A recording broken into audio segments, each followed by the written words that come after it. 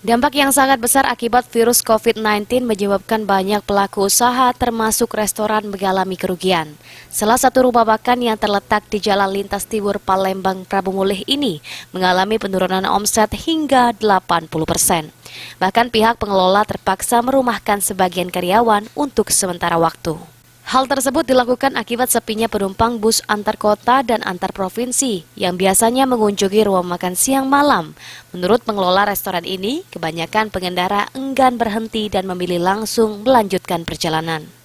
Suhandril mengatakan meskipun penurunan omset sudah terjadi 15 hari yang lalu, namun rumah makan ini tetap dibuka dengan tetap menjaga kebersihan, seperti menyediakan tempat cuci tangan di depan pintu masuk. Semenjak Kota Prabu Mulih ditetapkan zona merah penyebaran COVID-19, pihaknya meliburkan sebagian karyawan mulai tanggal 1 April lalu. Dampaknya cukup besar di perusahaan rumah makan siang malam. Boleh dikatakan omset kita turun 80%. Sebagian karyawan ada yang dirumahkan, boleh dikatakan 50% karyawan dirumahkan dulu buat sementara sampai keadaan normal kembali. Mungkin mereka itu akan dipanggil lagi.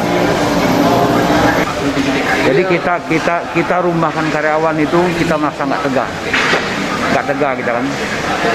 Sedih kita melihat rumah makan karyawan kita rumahkan. Itu pun keadaannya nggak memungkinkan. Agar pelayanan tetap berjalan, rumah makan masih melayani pembeli melalui sistem online dan delivery. Pengelola rumah makan berharap virus corona ini cepat berlalu dan para karyawan bisa bekerja dan menjalani aktivitas seperti biasa. Beni Firdaus, PAL TV.